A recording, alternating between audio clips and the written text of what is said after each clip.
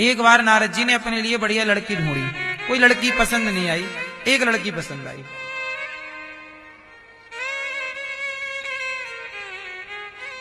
विश्वमोहिनी उसका नाम था।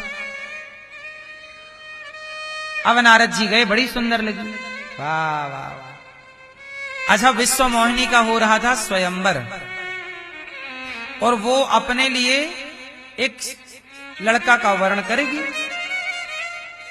वो कल से ही स्वयंवर है, और नारद जी संयोग से उसी राज्य में पहुंच गए जहां उस लड़की का स्वयंवर था। तो लड़की के पिता ने नारद जी को पहचाना, महाराज आओ आओ, हमारी बेटी को आशीर्वाद दो कि बढ़िया लड़का मिले, जरा इसका हाथ देखो क्या इसकी रेखाएं कह रही हैं। नारद जी हाथ काय को देखे, वो तो मुंह देख रहे हैं, बढ़िया सुंदर लड़की है। बोले ये मेरा, इससे ब्याह हो जाए तो मेरा गृहस्थी अच्छी हो जाए, बड़ी सुंदर। अब नारद जी हाथ पकड़ लिए, अब हाथ छोड़े ही ना। देखो भगवान की माया। आप ये मत कहिए कि मैंने काम क्रोध को जीत लिया, काम क्रोध को कोई जीत नहीं सकता। भगवान जिसको जैसे नचाए उसे वैसे नाचना पड़ता है। बड़े बड़े ज्ञानी बह गए माया में, बोलो हाँ कि ना। अब नारद जी ने देखा, टुकुर टुकुर टुकुर टुकुर, बहुत सुंदर है, कर लेते हैं ब्याह। लेकिन नारद जी बोले मेरे से ब्याह कौन करेगा, मेरा तो रूप रंग अच्छा नहीं है। साधु आदमी, साधु संत, बढ़िया भजन करने वाले। नारद जी बोले अपने भगवान से कहूं कि प्रभु आप बहुत सुंदर हैं, आप अपना वाला रूप थोड़ा मुझे उधार दे दो। नारद जी गए, नारायण नारायण, रास्ते में भगवान मिल गए। कहो देवर्षि नारद जी क्या हुआ? प्रभु थोड़ी सी जरूरत है। क्या पैसे चाहिए? नहीं, अरे कहां पैसे जरूरत, आपन रूप देहु प्रभु मोही। ऐसा करिए कि आप अपना वाला सुंदर वाला रूप मुझे प्रदान कीजिए और मैं भी थोड़ा सुंदर हो जाऊं, क्योंकि मैं तो बाबा जी टाइप का दिखता हूं। आप थोड़ा सुंदर वाला अपना आपन रूप, आप बहुत सुंदर हैं। इस धरती पे सबसे सुंदर कौन?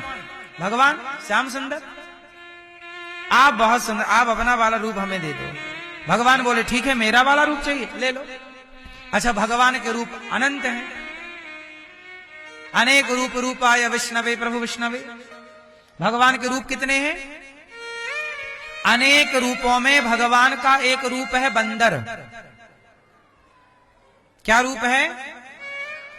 तब भगवान ने अपना बंदर वाला रूप दे दिया नारद जी को, और नारद जी हो गए बंदर बन गए।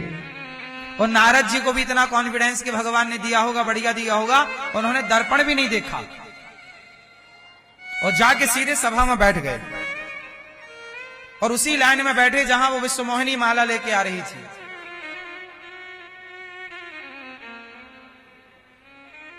और जैसे ही विश्वमोहिनी पास में आई, नारद जी ने सिर झुकाया, डालो माला। अब विश्वमोहिनी ने देखा, हे भगवान, क्या मैं इतनी भी गई गुजरी हूं कि बंदर तक आए हैं ब्याह करने। विश्वमोहिनी माला लेके आगे निकल गई, दूसरी लाइन में चली गई। नारद जी बोले लगता ठीक से मुझे देख नहीं पाई। तो नारद जी यहां से उठे, उस लाइन में जाके बैठ गए। वहां एक राजा को उठाए, उठ सीट खाली कर। नारद जी आके बैठ गए। अब उस पंक्ति में फिर वो आई, विश्वमोहिनी जी ने फिर देखा, अरे ये बंदर तो पीछे पड़ गया, वहां बैठा था फुदक के यहां गया। अब नारद जी वो तीसरी लाइन में चली गई विश्वमोहिनी, तो नारद जी भी उठ के तीसरी लाइन में चले गए। बोलो हाँ, ये नारद जी वही नारद जी हैं जिन्होंने काम क्रोध को सबको जीत रखा है। लेकिन काम को जीतने का केवल इन्हें अभिमान आ गया, इसलिए ये हालत हो रही है। ये प्रभु की माया से सब हो रहा है, ये खेल ईश्वर का है। नारद जी ने काम को जीत लिया, ये अच्छी बात थी, पर इन्हें काम जीतने का क्या हो गया था? अभिमान। ये उसके लिए इनको दंड दिया जा रहा है भगवान की ओर से। ये ईश्वर के न्याय में, ईश्वर की अदालत में ये न्याय चल रहा है। अब नारद जी एक स्त्री के पीछे भाग रहे हैं। ये वही नारद जी हैं जिन्होंने काम को जीत लिया। अब विश्वमोहिनी ने तीसरी बार देखा कि तो बंदर पीछे पड़ गया।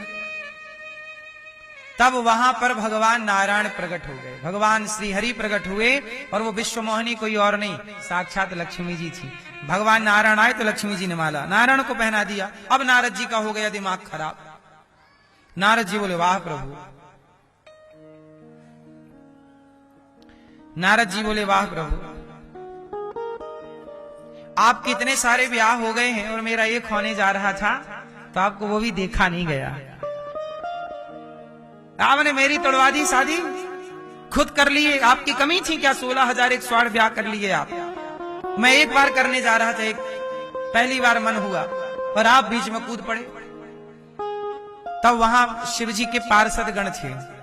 उन्होंने कहा, नारद जी एक बार आप अपना चेहरा भी तो देख लो, सुंदर बहुत हो।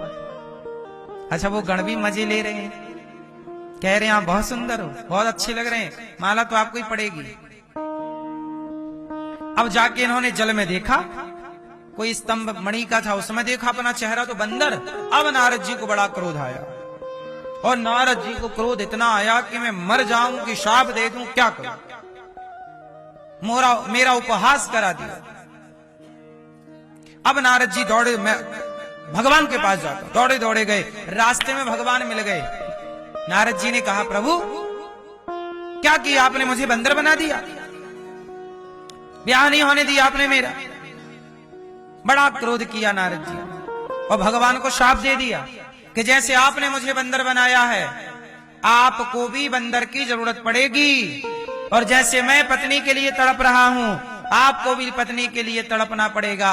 नारद जी के शाप के कारण भगवान नारायण को राम बनकर आना पड़ा, पत्नी के लिए तड़पना पड़ा, और बंदरों की जरूरत आन पड़ी, बंदरों की मदद ली। ये नारद जी के शाप के कारण राम अवतार हुआ। राम का अवतार होना था, इसलिए ये शाप की लीला रची। बाद में नारद जी पश्चाताप किए, प्रभु बड़ा अपराध हो गया, हमने आपको भी शाप दे दिया, क्या करें। चरणों में गिर पड़े, अब बोले हो गया जो हो गया। तो हम आपको कहना केवल ये चाहते हैं कि नारद जी वो हैं जिनके कारण भगवान को धरती पर अवतार लेकर आना पड़ा। ये वो नारद जी हैं